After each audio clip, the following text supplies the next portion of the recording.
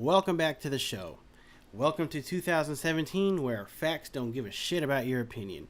And apparently stating any kind of reality is going to get you fired from your job or called a misogynist, especially when it comes to discussing the differences between two genders, male and female. Google fired an employee after he forwarded a memo that spoke about the gender gap between men and women at Google and the tech field as a whole.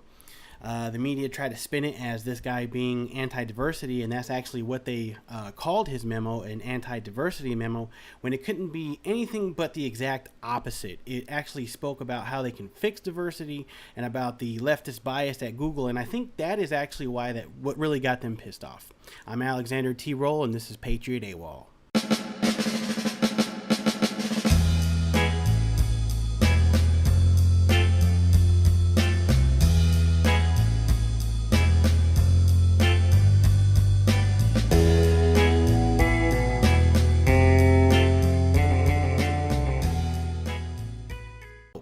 The gentleman that I'm referring to is named James Damore.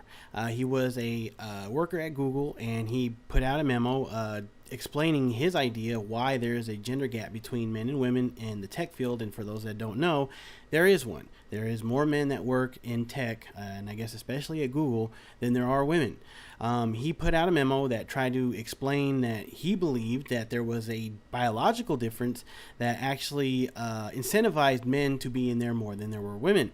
And this memo, it was called anti-diversity, and it got spun in the media as this guy being a misogynist, when in the memo he reiterates constantly that he is for diversity, and he thinks that there are ways that we can fix that. He's been kind of lambasted through the media because he has now been on a lot of conservative and shows, and I find it that just because they find a common interest and they find a common ideal. A lot of people on the left, they don't want to admit that there are biological differences. And it's funny because feminism isn't technically the celebration of being feminine anymore. It's more about being equality and being less feminine than what you are biologically, possibly, just because of a social norm that they believe that they're fighting.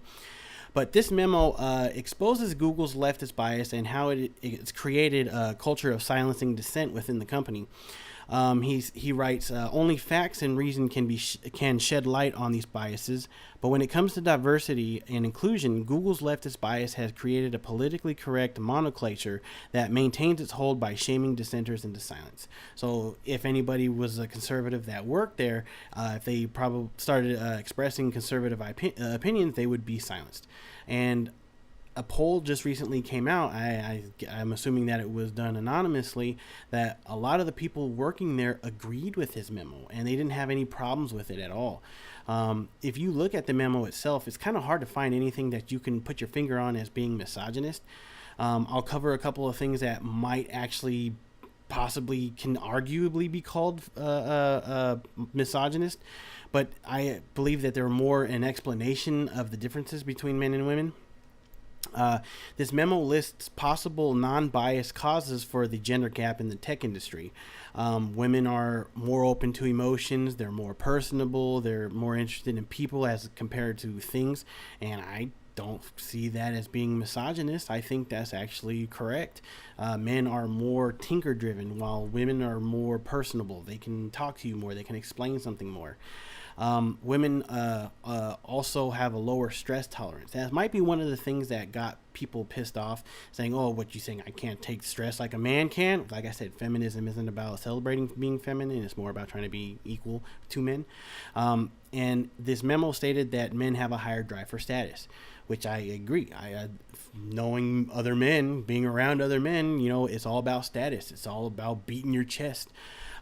This memo lists ways to reduce the gender gap that don't include discrimination. And what he means by discrimination is saying that, okay, you're a woman and I'm hiring you because you're a woman as opposed to a guy who has a better skill set.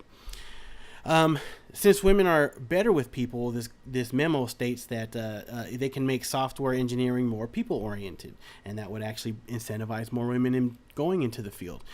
Since women are more cooperative, they can reward cooperation. And since women have a lower stress threshold, limit their exposure to stress. And I guess Google already has courses and has training to already work on that. And the memo says they can expand upon that further. But I think what really angered a lot of people on the left and a lot of feminists was that the perspective that it isn't a bias that women aren't being in tech, no one's preventing them from going into, but that it's a personal choice. And the left likes to push that narrative that there's a patriarchy and that there is some kind of invisible avatar preventing women from going into that field, when that's not the case at all, as far as what this memo is saying, that there are biological differences that are making them make that personal choice on their own. This memo also destroys the notion that favoring someone because of their gender as opposed to their skills is going to fix the issue. And a lot of women and a lot of feminists and a lot of people on the left are in the complete agreement that they should focus more on the gender of a hiree or an employee instead of their skill set. It also calls on Google to stop alienating conservatives and their opinions. And like I said, it came out that a lot of people within Google agreed with the memo, but they're not going to go ahead and outright say that because, again, they're afraid they're going to lose their job. That's an example of them silencing conservative opinions. It's ridiculous to think that confronting issues like gender gaps all have to be the same resonating tone of confronting an injustice, when this memo uses evidence to prove that it really isn't.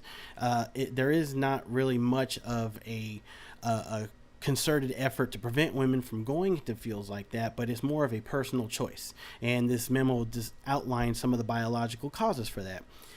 We must have conversations that bring up the possibility that nature didn't intend for us to be equal, and that doesn't suggest a weakness towards one or the other, but the two are supposed to complement each other. It's just like having a man in a household and a woman in a household, like me and my wife have. I work, I pay the bills, she makes sure everything's clean and makes sure dinner is ready, and we're happy. People want that, and that doesn't mean that it's germane to everybody. There's always exceptions to that, and in fact, the memo goes ahead and says that multiple times, that just because that's the general idea and that's the general rate of what it is, and what it's pretty much as it doesn't mean that there isn't an exception to it. There always will be an exception to everything. It would be intellectually dishonest to pretend that we were all made equal when we weren't. We're different, and I think we should celebrate and excoriate on that, and celebrate that, instead of trying to say that we're all equal, we're all painted with the same brush.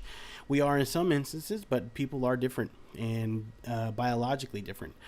We must play to our strengths while acknowledging our weaknesses. And I don't know if it's people are afraid to admit that they have weaknesses that they should confront, and they believe that they can put that in the back of their head by proclaiming that everybody is equal and everybody is on the same plane, but that's just not the case. All right, that's all I have for you guys today. You have a good and blessed day.